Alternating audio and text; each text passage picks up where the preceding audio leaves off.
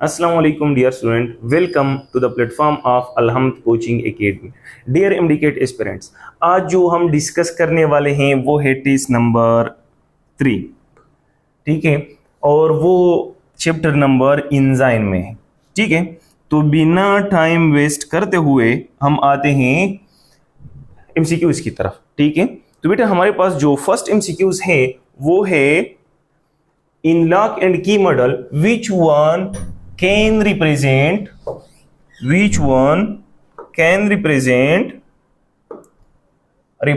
Lock कौन represent करता है। देखिए बेटा हमारे पास एक सिंपल ट्रिक याद रख लें कि की जो है वो किस पे काम कर देता है, वो लॉक पे काम कर देता है, ठीक है ना, वो लॉक पे काम कर देता है। और एंजाइम जो है वो किस पे काम कर देता है, एंजाइम सबस्ट्रेट पे काम कर देता है, सबस्ट्रेट पे।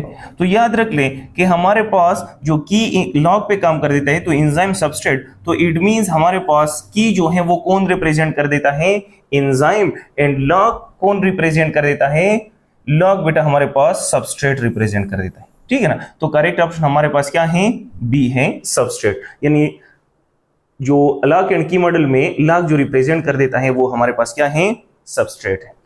MCQs number second, if cofactor is non metallic then it is called. देखिए बेटा हमारे पास कोफैक्टर जो है अगर वो नॉन मेटालिक है तो इसको हम क्या कहते हैं, इट इज कॉल्ड कोएंजाइम। उसको हम एक्टिवेटर कहते हैं, नहीं बेटा एक्टिवेटर जो है वो हमारे पास मेटालिक आयंस होते हैं या आयंस होते हैं, और प्रोस्टेटिव ग्रुप जो है वो ऑर्गेनिक में जब मेटालिक आयंस प्रेजेंट होते हैं। कोएंजाइम उसको हम क्या नाम देते हैं, इट इज कॉल्ड कोएंजाइम। अगर नॉन मेटालिक है तो इसको हम क्या नाम देते हैं, कोएंजाइम नाम देते हैं। MCQs number third, the optimum pH value of pepsin. तो बेटा पेप्सिन का जो ये तो आप लोगों ने वो टेबल्स में सजेस्ट करूंगा कि बेटा वो जरूर याद रख लें, वो पीएच का जो टेबल्स के बुक्स में मौजूद है, क्योंकि उससे मस्ट एमसीक्यूज आने वाला है। तो उसका जो करेक्ट ऑप्शन हमारे पास है वो कौन है, वो सी। अच्छा अगर आपके जहन में याद आए कि सर उसमें तो हमारे पास 1.5 to 1.6 पीएच लिखा है, हाँ बेटा, लेकिन अगर वो इस तरह दे दे तो सबसे नजदीक, इसके नजदीक कौन है, 2 है। तो करेक्ट ऑप्शन हमारे पास क्या है, सी है। क्यों, क्योंकि बेटा बास बुक्स में वो हमारे पास पीएच जो है वो 2 भी दिया गया है, ठीक है। तो एग्जैक्टली ये भी दे सकता है और ये भी दे सकता है, ठीक है। तो 2 पीएच करेक्ट ऑप्शन है। MCQs number 4, an increase in activation energy will result in। अगर एक्टिवेशन एनर्जी इंक्रीज होता है तो रिएक्शन रेट ऑफ रिएक्शन क्या होगा। याद रख ले कि हमारे पास ये अगर एक ग्राफ है तो अगर एक्टिवेशन एनर्जी पहले यहां तक है और एक्टिवेशन एनर्जी फिर इंक्रीज होता है तो रिएक्शन हमारे पास क्या होता है, स्लो होता है। So the reaction will be, the rate of reaction will be decrease होगा। MCQs number 5, the rate of amylase decreases. बेटा रेट ऑफ एमाइलेज जो है वो डिक्रीज होता है किसकी वजह से, as the concentration of chloride ion reduce. अगर क्लोराइड आयन का कंसंट्रेशन रिड्यूस होता है, बताए कि हमारे पास ये क्लोराइड आयन जो है वो क्या है, which of the following describe the rule of the chloride ions. तो याद रख ले कि बेटा हमारे पास अगर ये एंजाइम है और एंजाइम जो है वो उसका रेट ऑफ रिएक्शन रिड्यूस होता है किसकी वजह से, क्लोराइड आयन की रिडक्शन की वजह से, तो फिर हमारे पास ये क्या होगा, कोएंजाइम होगा। बेटा कोएंजाइम नहीं हो सकता क्योंकि ये हमारे पास क्लोराइड आयंस है। ये कोएंजाइम हमारे पास हमेशा के लिए क्या होगा, या एफएडी होगा या एनएडी होगा या हमारे पास एफएडीपी होगा, सॉरी एनएडीपी होगा। एपो एंजाइम जो है वो नहीं हो सकता। एपो एंजाइम क्यों नहीं हो सकता बेटा, एपो एंजाइम हम इस प्रोटीनेशियस पार्ट्स को कहते हैं, तो वो हमारे पास क्या है, कोफैक्टर है, ठीक है, कोफैक्टर। इनहिबिटर नहीं हो सकता, क्यों, क्योंकि इनहिबिटर अगर उसकी अमाउंट रिड्यूस होती है तो फिर एंजाइम की जो रिएक्शन रेट है वो क्या होगी, इंक्रीज होगी। इनहिबिटर और enzyme rate of reaction just opposite है। तो यहां पर करेक्ट ऑप्शन हमारे पास क्या है, कोफैक्टर। क्यों, क्योंकि यहां पर अगर आयोडीन अटैच होता है या सॉरी क्लोराइड आयन अटैच होता है तो फिर उसकी वजह से उसकी फंक्शन इंक्रीज होती है या रेट ऑफ रिएक्शन इंक्रीज होती है। अगर ये क्लोराइड आयन डिक्रीज होता है तो एंजाइम एक्शन रिड्यूस होता है, तो इट मींस कि हमारे पास क्लोराइड आयन क्या है, इट इज अ कोफैक्टर है। MCQs number 6, which of the following enzyme shows the greatest substrate specificity। अच्छा बेटा ग्रेटेस्ट सबस्ट्रेट स्पेसिफिसिटी उसको कहते हैं कि वो हमारे पास रिजिड एक्टिव साइट्स उसमें मौजूद हो, यानी एक ही सबस्ट्रेट को कन्वर्ट कर देता है। तो यहां पर बेटा आप देख लें, लाइपेज जो है वो डिफरेंट टाइप्स ऑफ लिपिड जो है वो डाइजेस्ट कर देते हैं या उसकी ब्रेक डाउन कर देते हैं। पेप्सिन जो है वो हमारे पास डिफरेंट टाइप्स ऑफ प्रोटीन, चाहे वो मसल्स हो, चाहे इट मींस चाहे वो गोश्त हो, चाहे वो हमारे पास एग हो, तो different type of nucleus enzyme जो है वो हमारे पास, चाहे वो आरएनए हो, डीएनए हो, तो इसकी डाइजेशन करते हैं, ब्रेक डाउन करते हैं। सक्रेज जो है यहां पर बेटा हमारे पास क्या है, सक्रेज है, यहां पर क्या है, सक्रेज है। तो सक्रेज जो है वो ओनली सक्रोज को कन्वर्ट कर देता है, ओनली सक्रोज को कन्वर्ट कर देता है, किस चीज में, ग्लूकोज में एंड फ्रक्टोज में। तो बेटा आप यहां पर देख ले, हमारे पास डाइसेकेराइड तो एक और भी यूनिट है ना जिसको हमने मेल्टोज कहा था, मेल्टोज, तो मेल्टोज भी डाइसेकेराइड है, लेकिन स्लाइट सी चेंज है कि मेल्टोज और सक्रोज जो है दोनों डाइसेकेराइड हैं, लेकिन उसमें मेल्टोज स्लाइटली चेंज है और उस पे सक्रेज काम नहीं करेगा। So sucrase is the most greatest specificity वो रखता है। सक्रेज सिर्फ हमारे पास lock and key model follow कर देता है। बेटा जो लॉक एंड की मॉडल है उसमें एक्टिव साइट रिजिड होगा, सो वो हाईली स्पेसिफिक होगा। MCQs number 7, no empty active site of enzyme are left in case of, कोई भी एक्टिव साइट ऑफ एंजाइम नहीं खाली नहीं रहेगा अगर high concentration of enzyme, no, अगर एंजाइम हम इंक्रीज करेंगे तो फिर उसका एक्टिव साइट तो एट द एंड हमारे पास क्या होगा, वो तो एम्प्टी रहेगा।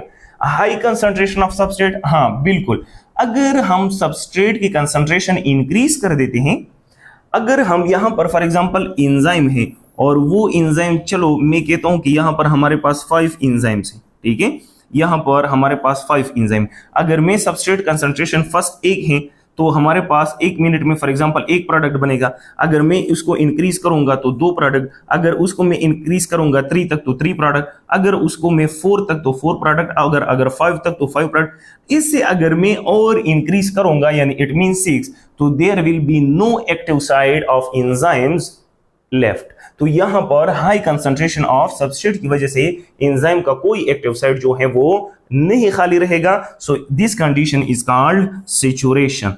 इसको बेटा हम क्या नाम देते हैं, सैचुरेशन, ठीक है ना। तो ये हमारे पास क्या होगा, सैचुरेशन होगा। MCQs number 8, the enzyme minus its coenzyme, the enzyme minus its coenzyme is refer to as, अच्छा ये एंजाइम है और इस एंजाइम के साथ ये प्रोटीनिशियस पार्ट है, इस प्रोटीनिशियस पार्ट के साथ यहां पर एक नॉन प्रोटीनिशियस पार्ट अटैच है, नॉन प्रोटीनिशियस, और ये हमारे पास है प्रोटीन। इन दोनों को, प्रोटीन और नॉन प्रोटीनिशियस पार्ट को होलो एंजाइम कहते हैं, होलो एंजाइम। और अगर एंजाइम से या होलो एंजाइम से ये नॉन प्रोटीनिशियस को कोफैक्टर कहते हैं, कोफैक्टर, और इसको एपो एंजाइम कहते हैं। प्रोटीनिशियस पार्ट को क्या नाम देते हैं, एपो एंजाइम। तो अगर एंजाइम से कोफैक्टर को माइनस किया जाए तो हमारे पास क्या रह जाता है, apo enzyme. So correct option हमारे पास क्या है, करेक्ट ऑप्शन हमारे पास बी है।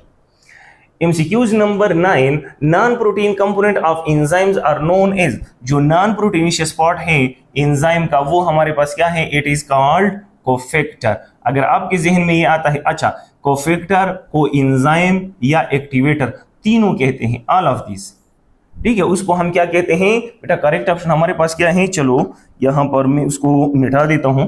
करेक्ट ऑप्शन हमारे पास जो है वो क्या है, it is D, all of this. The minimum amount of energy needed for a process to occur is called, वो कम से कम एनर्जी जी प्रोसेस के लिए जरूरी होती है वो क्या है, minimal energy theory, no, process energy, no, kinetic energy, no, activation energy, yes. वो कम से कम एनर्जी जो किसी भी प्रोसेस के लिए जरूरी है कि वो परफॉर्म हो जाए, तो इसको हम क्या कहते हैं, एक्टिवेशन एनर्जी कहते हैं। MCQs number 11, which one is not attribute of enzyme, यानी कौन सा कैरेक्टरिस्टिक जो है वो एंजाइम को सूट नहीं करता, यानी एंजाइम का नहीं है। Specific in nature, specific in nature तो है। प्रोटीन इन केमिस्ट्री, प्रोटीन से बना भी है। कंज्यूम्ड इन रिएक्शन, नो, ये हमारे पास करेक्ट ऑप्शन है। एंजाइम जो है वो रिएक्शन में कंज्यूम नहीं होता, वो आफ्टर रिएक्शन जो है वो विदाउट बीइंग यूज्ड सेपरेट हो जाता है, यानी वो अलग हो जाता है। इंक्रीज रेट ऑफ रिएक्शन को भी इंक्रीज कर देता है। MCQs number 12, Daniel Koshland proposed a model for enzymes reactions mechanism in 1958 which is termed as, यानी डेनियल कोशलैंड ने कौन सा मॉडल को प्रपोज किया था बेटा? वो हमारे पास था induced feed model. Daniel Koshland ने इंड्यूस्ड फीड मॉडल को प्रपोज किया था।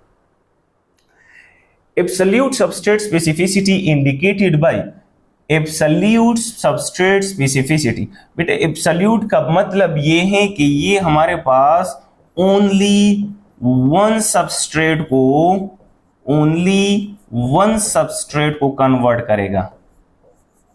तो एब्सोल्यूट इसको कहते हैं कि उसमें कोई फ्लेक्सिबिलिटी नहीं है, वो रिजिड है। तो लॉक एंड की मॉडल जो है या लॉक एंड की हाइपोथेसिस जो है वो एब्सोल्यूट सबस्ट्रेट स्पेसिफिसिटी को इंडिकेट करेगा। जैसे कि अगर हमारे पास मेल्टोज है तो मेल्टोज डाइजेस्ट करेगा या कैटालाइज करेगा कौन? मल्टेज। और अगर यहां पर सक्रोज है तो सक्रोज जो है वो कैटालाइज करेगा सक्रेज। अब यहां पर बेटा आप देख लें, मल्टोज भी डाइसेकेराइड है, सक्रोज भी डाइसेकेराइड है, लेकिन उसके लिए सक्रेज जो है वो मेल्टोज को कैटालाइज नहीं कर सकता और मेल्टेज जो है वो सक्रोज को कैटालाइज नहीं कर सकता। ये हाईली स्पेसिफिक होता है, ठीक है। तो हाईली स्पेसिफिक जो है उसको एब्सोल्यूट सबस्ट्रेट स्पेसिफिसिटी कहते हैं, और वो कौन फॉलो करता है? लॉक एंड की हाइपोथेसिस फॉलो कर देता है। MCQs number 14, relative substrate specificity indicated by